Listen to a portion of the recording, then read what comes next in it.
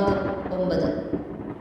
ഈ സമയത്ത് പുറകിൽ നിന്നും ഉണ്ണി, ഗൗരീശ എന്ന വിളി അവൻ കാതോർത്തു. ഗൗരീശ തിരിഞ്ഞു നോക്കി. മാളവിക ചിറ്റയാണ് വിളിച്ചത്. എന്തിനാണ് നീ ഇങ്ങനെ വിഷമിക്കുന്നത്? ഞാൻ എല്ലാം കേൾക്കുന്നുണ്ടായിരുന്നു.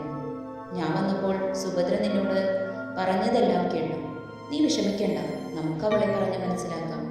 നീ വന്ന അന്ന് മുതൽ തന്നെ നീ സുഭദ്രയ്ക്ക് ചേരുന്നയാൾ തന്നെയെന്ന് എൻ്റെ മനസ്സ് മന്ത്രിച്ചിരുന്നു.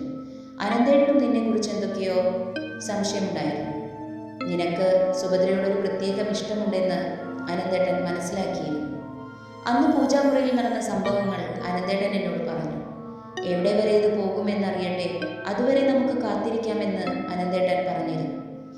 ചെറിയച്ഛൻ എന്നോട് ദേഷ്യമോ ഇഷ്ടക്കുറവോ എന്തെങ്കിലും ഉണ്ടോ? ഗൗരീശൻ മാളവികയോട് ചോദിച്ചു. ഒരിക്കലുമില്ല. ഗൗരീശനെ ഇല്ലത്തുള്ള എല്ലാവർക്കും നല്ല ഇഷ്ടമാണ്.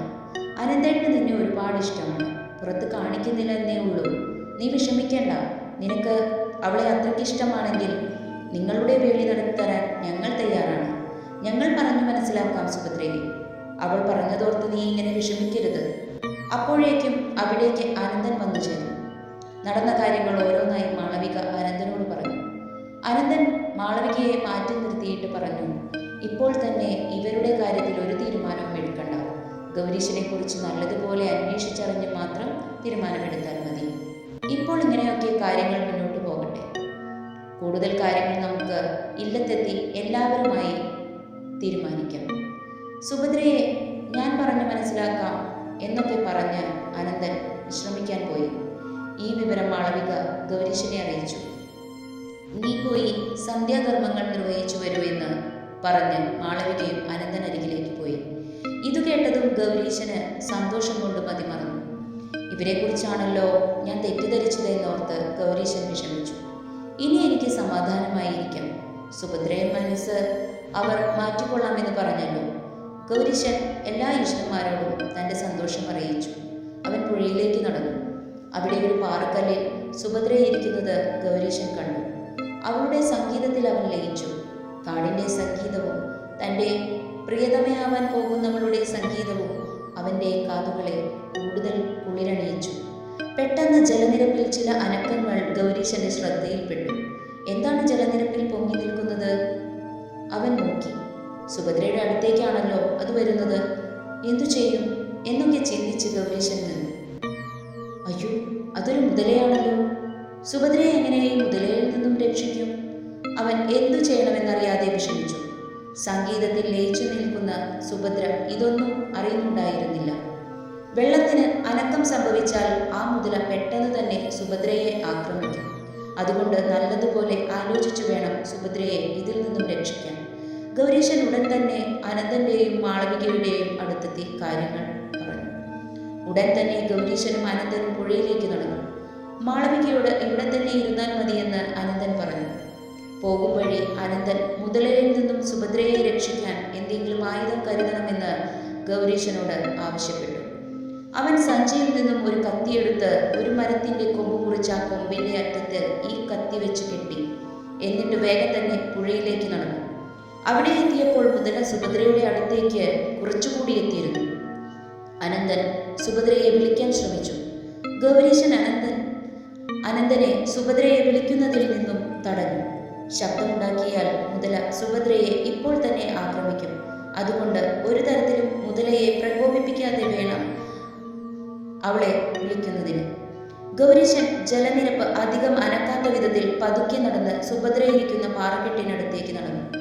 ഗൗരീശനെ കണ്ടതും സുഭദ്ര പാട്ടു നിർത്തി എഴുന്നേറ്റു. ശബ്ദിക്കാതെ എഴുന്നേൽക്കാൻ ഗൗരീശൻ സുഭദ്രയോട് ആവശ്യപ്പെട്ടു.